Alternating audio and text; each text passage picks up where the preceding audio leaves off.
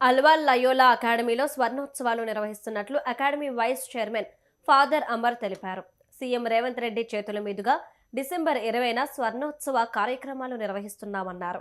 గ్రామీణ పేద విద్యార్థులకు వృత్తిపరమైన విద్యను అందించడంతో పాటు ఉద్యోగ ఉపాధి అవకాశాలు కల్పించాలన్న లక్ష్యంతో నాటి సీఎం జలగం వెంకట్రావు చేతుల మీదుగా లయోలా అకాడమీ ప్రారంభించినట్లు తెలిపారు. స్వర్ణోత్సవ వేడుకలకు సీఎంతో పాటు రాష్ట్ర మంత్రి సీతక్క, ఎంపీ ఈటెల రాజేందర్, స్థానిక ఎమ్మెల్యే మర్రి రాజశేఖర్ రెడ్డి, మాజీ ఎమ్మెల్యే మైనంపల్లి హనుమంతరావుతో పాటు పలువురు ప్రముఖులు హాజరవుతారని తెలిపారు.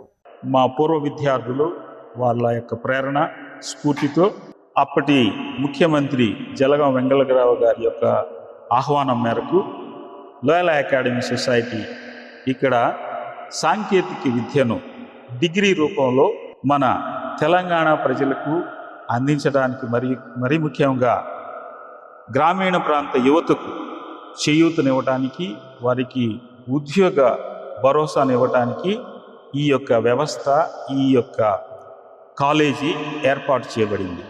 అది ఈ రాబోయే సంవత్సరంలో 50 వసంతాలను పూర్తి చేసుకుంటుంది. ఈ సందర్భంగా స్వర్ణోత్సవాలను మేము జరుపుకోవడానికి ప్రారంభోత్సవాన్ని డిసెంబర్ 20వ తారీఖున మన గౌరవ ముఖ్యమంత్రి అనుముల రేవంత్ రెడ్డి గారి చేతుల మీదుగా ప్రారంభోత్సవ కార్యక్రమాన్ని ఏర్పాటు చేశాం.